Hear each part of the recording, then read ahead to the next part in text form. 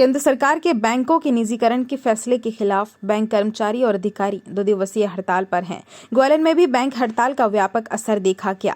Bank अधिकारियों और कर्मचारियों ने प्रदर्शन करते हुए कहा कि सरकार ये बताए कि फायदे वाले बैंकों को क्यों और किन उद्योगपतियों के हाथों में सौंपा जा रहा है। United forum of bank union के बैनर तले सभी बैंकों के अधिकारी कर्मचारी 15 और 16 मार्च को 2 दिवसीय हड़ताल पर है।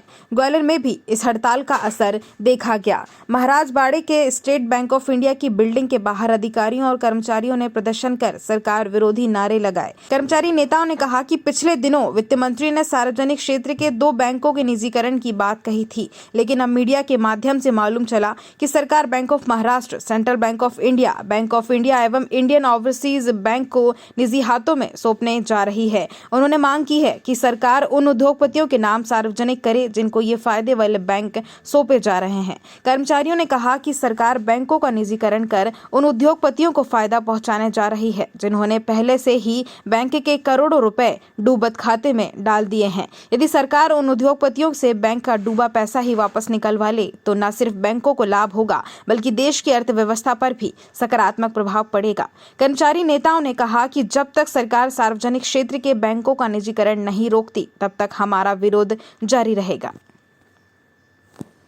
अगर उन्होंने उन अध्यादेश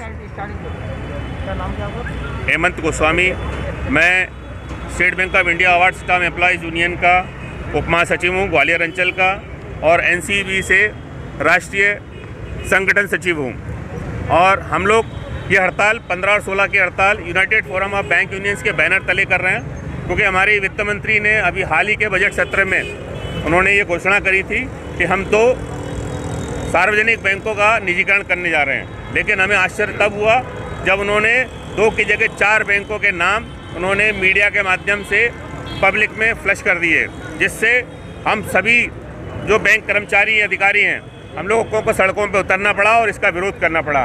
हमारे bank of Maharashtra, bank of India, UCO, IOB और सेंट्रल बैंक, ये चारों प्रॉफिट मेकिंग बैंक्स थे और इनको निजीकरण करने का कोई प्रश्न नहीं उठता।